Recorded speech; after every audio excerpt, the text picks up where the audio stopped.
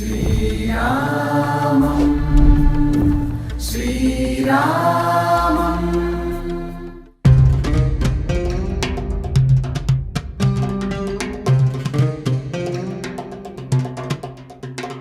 So చూసారు కదా, మన వెనకాల ఎక్కడికక్కడ ట్రాఫిక్ డైవర్షన్స్ కనిపిస్తున్నాయి కాబట్టి కొంచెం ఇక్కడ ట్రావెల్ ని అవాయిడ్ చేసుకుంటే బెటర్.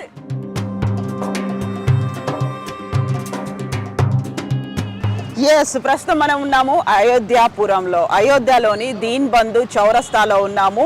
జనవరి 22 బాలరాముడి విగ్రహ ప్రాణ ప్రతిష్ఠ కోసం అయోధ్య నగరం అంతా రెడీ అయిపోయింది. ముస్తాబైపోయినటువంటి దృశ్యాలు మనకు కనిపిస్తున్నాయి. అయితే అయోధ్యలో ఉన్నటువంటి బాలరాముడిని దర్శించుకోవాలనుకునే భక్తుల కోసం కీలకమైనటువంటి విషయాల్ని ప్రస్తుతం మనం చూడబోతున్నాము. ఇక్కడ మోస్ట్ ఇంపార్టెంట్ థింగ్, జనవరి 22 అనేది అతి కీలకమైన రోజు, చారిత్రాత్మకమైన రోజు, వందల ఏళ్లుగా ఎదురు చూస్తున్నటువంటి రోజు, ఒక స్వప్నం ఫలించే వేళ ఆ రోజు. అయితే ఆ రోజుకు సంబంధించి కీలకమైనటువంటి ప్రకటన చేసింది రామతీర్థ క్షేత్రం. ప్రధానంగా 7,000 మంది అతిథులు రాబోతున్నారు. అందులో ప్రధానమంత్రి నరేంద్ర మోదీ, యూపీ సీఎం యోగి ఆదిత్యనాథ్, విహెచ్పికి సంబంధించినటువంటి ప్రవీణ్ భాయ్ తోగాడి, వీళ్ళందరూ కూడా రాబోతున్నారు. అట్ ద సేమ్ టైం 7,000 మంది అతిథులు ఉంటారు కాబట్టి అతి కీలకంగా కనిపించబోయేది ట్రాఫిక్ జామ్. ఎక్కడికక్కడ రెస్ట్రిక్షన్స్ ఉండబోతున్నాయి. ప్రత్యేక ఆహ్వానితులు, కేవలం ఇన్విటేషన్ పంపించిన తర్వాత ఒకరికి మాత్రమే అనుమతి ఉంటుంది. ఆ ఫ్యామిలీ మెంబర్స్ కానీ ఇంక్లూడింగ్ వైఫ్ కానీ రావడానికి ఉండదు. ఎవరి పేరు మీద అయితే ఆ ఇన్విటేషన్ వస్తుందో వారు మాత్రమే రావాలి. వారితో పాటుగా కార్ పాస్ ఉంటుంది. ఆ కార్ పాస్ ఉన్నటువంటి వాళ్ళు మాత్రమే అయోధ్యాపురంలో ఎంటర్ అవ్వడానికి అనుమతి ఉంటుంది. ఇక మిగతా వాళ్ళు ఎవరు, సాధారణ భక్తులు ఎవరు ఆ రోజు రావడానికి కుదరదు. ఒకవేళ పర్మిషన్స్ అవి లేకుండా ఎవరైనా వచ్చినా రూమ్లోనే ఉంచుతారు. ఎట్ ద సేమ్ టైం బయట కూడా తిరగడానికి వీలుండదు. అందువల్ల 22వ తారీఖు కాకుండా ఆ తర్వాత రాముడి దర్శనానికి వస్తే బెటర్ అనేది రామతీర్థ క్షేత్ర చెప్తోంది. రామ జన్మభూమి కోసం కరసేవకులు ఎంతమంది అయితే శ్రమించారో, ఎంతమంది అయితే పోరాటం చేశారో, ఉద్యమంలో పాల్గొన్నారో వాళ్ళందరినీ కూడా స్పెషల్ ఇన్వైటీస్గా 24వ తారీఖు నుంచి పిలుస్తోంది రామ జన్మభూమి తీర్థక్షేత్ర. అంటే ఒక్కొక్క జిల్లా నుంచి 2,000 మంది వస్తారు, మ్యాక్సిమం 5,000 ఉంటారు. సో ఓవరాల్గా చూసుకున్నట్టయితే ఉన్నటువంటి రాష్ట్రాలు ఎన్నున్నాయి, అందులో ఎంతమంది ఏ జిల్లా నుంచి కరసేవకులు ప్రత్యేక ఆహ్వానితులుగా రాబోతున్నారు. సో ఆ నెంబర్ కూడా విపరీతంగా ఉండబోతోంది. సో ఒక్కో జిల్లా నుంచి 2,000 మంది అంటే ఆ రోజు ఆ రాష్ట్రం నుంచి ఎంతమంది వస్తారు, ఇవన్నీ కౌంట్ చేసుకుంటే, క్యాలిక్యులేట్ చేసుకుంటే రద్దీ అనేది విపరీతంగా ఉండబోతోంది. సో దానివల్ల ప్రయాణం వాయిదా వేసుకోవాలి.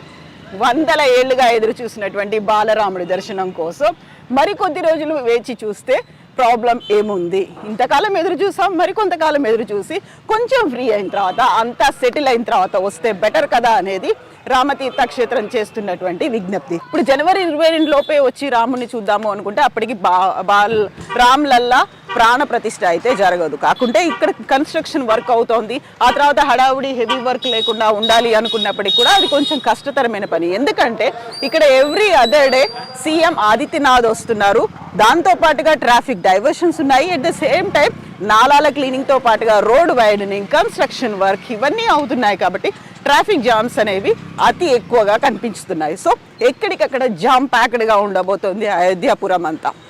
అండ్ ఇంకొక అంశం, ఒకవేళ మనం బయటికి ఎక్కడికైనా వెళ్ళాలి అనుకుంటే తిరగాల్సింది ఇక్కడ లోకల్గా అవైలబుల్గా ఉన్నటువంటి ట్యాక్సీల్లో కాదు. ఇంపార్టెంట్ థింగ్ ఇక్కడ కనిపిస్తోంది, అయోధ్యాపురం అంతా ఉండేది battery autos. Battery autos is the best thing అని చెప్పుకోవచ్చు. ఇప్పుడు మనం బ్యాటరీ ఆటోలోనే వెళ్తున్నాము. సో అయోధ్యాపురం అంతా తిరగడానికి అతి కీలకమైంది, ట్రాఫిక్ జామ్స్ని అవాయిడ్ చేసేది బ్యాటరీ ఆటో. ఇప్పుడు మనం బ్యాటరీ ఆటోలో వెళ్తున్నాం, అయోధ్యాపురాన్ని చూడబోతున్నాం. నాతో పాటుగా రండి.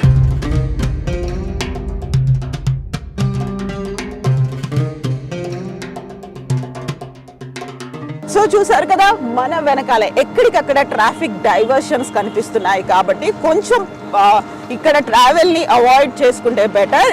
మంత్ ఎండ్ వరకు అట్లీస్ట్ February 1st నుంచి అయినా రావడం బెటర్. అండ్ మోర్ ఓవర్ ఇక్కడ ట్రాఫిక్ డైవర్షన్స్తో పాటుగా మనం మాట్లాడుకుంటున్నాము బ్యాటరీ ఆటో గురించి. సో చాలా స్మూత్ అండ్ కంఫర్టబుల్గా ఉంటుంది, ఈజీ జర్నీ అనేది ఉంటుంది. ఎందుకంటే హెవీ ట్రాఫిక్ అనేది కనిపిస్తుంది, ట్రాఫిక్ డైవర్షన్స్ కూడా ఉన్నాయి కాబట్టి ఈజీగా వెళ్ళడానికి అండ్ స్మూత్గా ఉంటుంది బ్యాటరీ ఆటోస్. అండ్ పర్యావరణ హితం కూడా కాబట్టి మీకు అయోధ్యలో ఎక్కడ చూసినా బ్యాటరీ ఆటోసే కనిపిస్తుంటాయి. అండ్ ఇక్కడ మనం కనిపిస్తోంది, ఇక్కడ వర్క్ అనేది కనిపిస్తోంది, కన్స్ట్రక్షన్ వర్క్ అనేది కనిపిస్తోంది. January 22కు సంబంధించినటువంటి ఏర్పాట్లు ఇక్కడ మనం చూస్తున్నాము.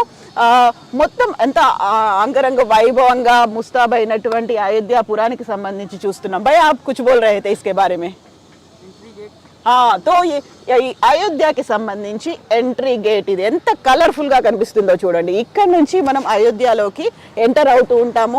మనకి అక్కడే కనిపిస్తున్నారు ప్రయాణికులు, ఎందుకంటే చాలా వరకు ఇక్కడ ప్రయాణికుల్ని రెస్ట్రిక్ట్ కూడా చేస్తున్నారు. ఇప్పటి నుంచే మనం చూస్తున్నాము ఎక్కడెక్కడి నుంచో నడిచి వస్తున్నటువంటి ప్రయాణికులు కనిపిస్తున్నారు. అందులో ఇంత చలిలో కిలోమీటర్ల మేర రాముణ్ణి చూడడానికి వస్తున్నటువంటి భక్తుల్ని చూస్తున్నాము, నడిచి వస్తున్నటువంటి భక్తులు.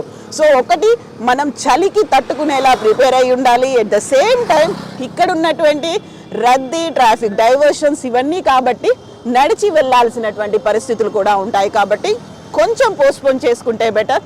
ప్రస్తుతానికి రాముణ్ణి చూడడానికి వస్తున్నటువంటి భక్తులు అక్కడ టెంపరీగా అరేంజ్ చేసినటువంటి రామ మందిరంలో రాముని చూడడానికి వచ్చేటువంటి భక్తులు కనిపిస్తున్నారు. ఇక ఇదంతా మనం చూస్తున్నాము ఎంట్రీ పాయింట్కి సంబంధించి అందంగా, సుందరంగా, అద్భుతంగా అరేంజ్ చేసినటువంటి ఈ అరేంజ్మెంట్స్ అనేటివి. ఇంకా కన్స్ట్రక్షన్ వర్క్ జరుగుతుంది. అయినప్పటికీ కూడా ఇది నైట్ టైంలో చూసినట్టయితే ఒక సూర్యుడు వెలిగిపోతున్నట్టుగా ఉండేటువంటి లైట్స్ అనేవి మనకు కనిపిస్తుంటాయి. అయోధ్యకి సంబంధించి ఇది ఎంట్రీ పాయింట్. ఈ ఆర్చ్ అనేది కనిపిస్తోంది కదా, ఈ ఆర్చ్ నుంచి మనం ఎంటర్ అవుతాము లోపలికి. సో ఇక్కడ నుంచి మనం ఇంకో ప్రాంతానికి వెళ్తున్నాం, బయటకు వచ్చాం. అండ్ రైట్ సైడ్లో కనిపిస్తుంది సూర్య భగవానుడు 7 గుర్రాల మీద సప్తాశ్వ రూఢుడై వస్తున్నటువంటి సూర్య భగవానుడు. రాముడు సూర్యవంశం కాబట్టి సూర్య భగవానుడిని అక్కడ ప్రతిష్ఠించారు. అయితే ఇప్పటికీ వర్క్ అనేది జరుగుతోంది కాబట్టి ఇంకా పూర్తి అందాలనేవి కనిపించట్లేదు. అండ్ అక్కడ ఉన్నటువంటి ఫ్లైఓవర్లను చూసినా, ఎక్కడ చూసినా రామ చిత్ర కథను, రామాయణానికి సంబంధించినటువంటి చిత్రాలని వివరిస్తూ ఉన్నటువంటి ఫ్లైఓవర్లు అనేవి కనిపిస్తున్నాయి. ఎక్కడికక్కడ కలర్ఫుల్గా ఉన్నాయి, పోలీసులు ఉన్నారు, డైవర్షన్స్ జరుగుతున్నాయి. అండ్ సో మనం ఇక్కడ లెఫ్ట్ సైడ్లో చూసుకున్నట్టయితే ఇంతకుముందు మనం మాట్లాడుకున్నాము వెహికల్స్ని రెస్ట్రిక్ట్ చేస్తున్నారు, లోపలికి రానివ్వట్లేదు అని.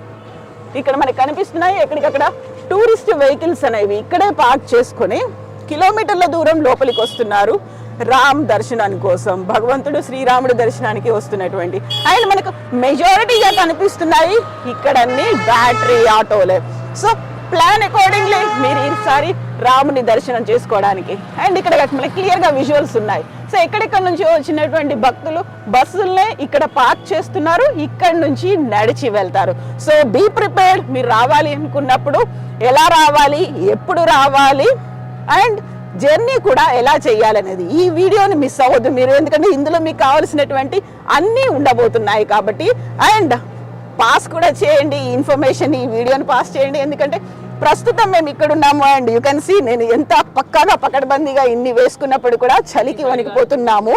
సో 9 degrees Celsius ఉంది, 11 దాటింది, ఇప్పటికి 11 అవుతుంది. అయినప్పటికీ కూడా ఇంత చలి ఉంది అంటే యూ కెన్ అండర్స్టాండ్.